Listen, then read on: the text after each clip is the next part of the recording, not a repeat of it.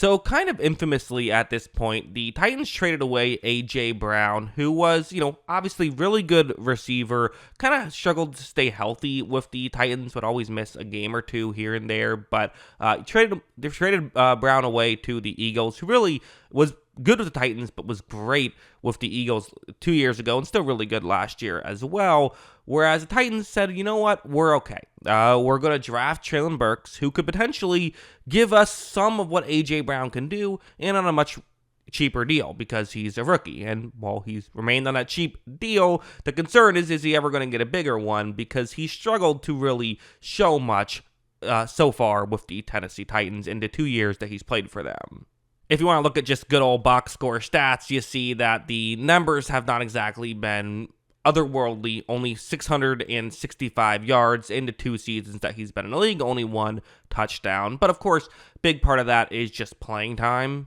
If you look at his Pro Football Focus grades, you see that, still did have over 400 snaps last year, so was, looking at under, half a yard a snap, which is not ideal, although, you look at a good chunk of those were receiving snaps. They weren't just blocking and stuff like that, so not a great ratio either. You also see, though, the PFF grades. Year 1, they were all right about him. Like, they 74.1. PFF was not mad at his game. Last year they were mad. Last year in the 50s, not ideal. But of course, you can't just look at PFF grades. You gotta watch the film. So let's talk about the film.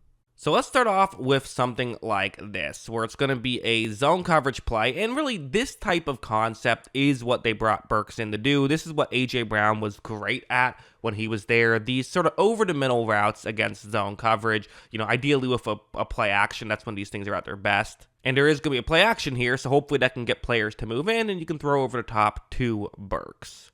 I'm going to flip over to this angle. It'll just give us a better, clear example of what Burks himself is actually doing, but watch what happens. So you see that right here, Burks is going to run towards the middle, and really, it's not like a big move he's doing or anything, right? There's not like a ton of route running and stuff like that. It's more so he's just a big guy who runs through the contact and can get to his spot pretty quickly. He moves very well for his size. He's not the fastest player in general, but certainly fast for his size. As you see, the throw gets to Burks, and Burks is able to then, accelerate nicely, picks up a good amount of yards. This is a good play by Burks, and this is what, I think the Titans were hopeful that he could at least bring this to the table. A.J. Brown also has that elite, vertical threat stuff that we weren't sure if Burks could do, but it's at least this stuff we were hopeful Burks could do, and I would say has done an all right job at it. Like, this one's going to be another one where it's a kind of a similar thing. You see the route he's running, kind of getting over the middle in zone coverage. All right, well, let's see how this one goes. So, Ryan Tannehill takes the snap, runs a play action, looks over the middle, and fires over the middle. And, well-timed by Tannehill, I would say, to get this in between those two Seattle players. Although, one slight issue, and this is, I think you could argue if this is the Burks issue or just kind of bad luck. The throw does go a little bit behind Burks. Burks isn't quite able to hang on, and then takes a hit that was just an illegal hit that resulted in the penalties, so they still got the yardage. But, I think you would have liked to see Burks be able to make that grab. Sure, it wasn't a perfect throw by Tannehill by any means, but it kind of was at the same time, right? Because you have to get it through the, where the gap in coverage was. As I said, it was kind of well timed, kind of where you have to get the ball to. Maybe you'd have liked to see Burks be able to pull it off. Still a good job to get open, but just these are the kind of things that for a young player, you're going to have to kind of just, learn more of. There were also plays like this where it's going to be a zone coverage concept. And again, it's a concept that can beat zone coverage. These are the types of things they brought Burks on to do.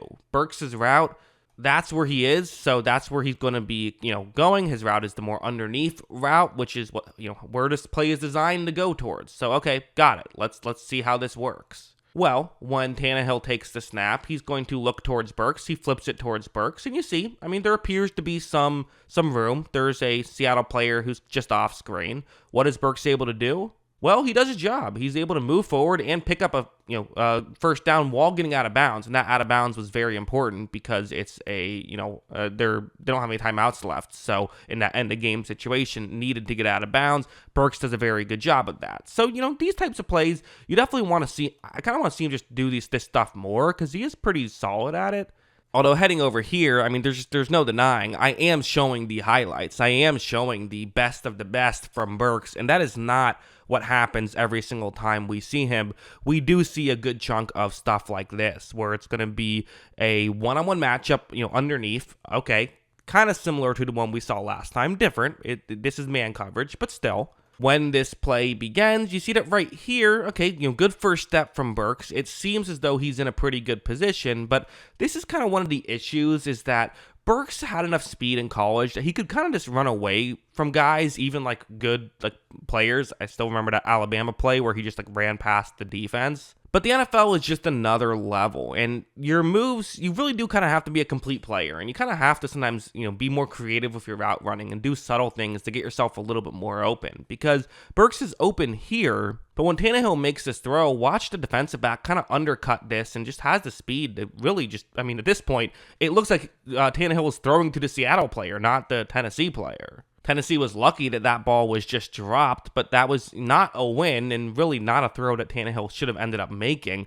But I kind of understood why he thought he should make it, because it was looking good before the play began. So again, for Burks, he isn't the finished product, and there is still a bit of a lack of consistency with him. You do see the highlights. The highlights are there. The highlights are very good. Stuff like this, it's, just a wide receiver screen. This isn't even like a massive highlight or anything. Just like oh, hey, this is a good play.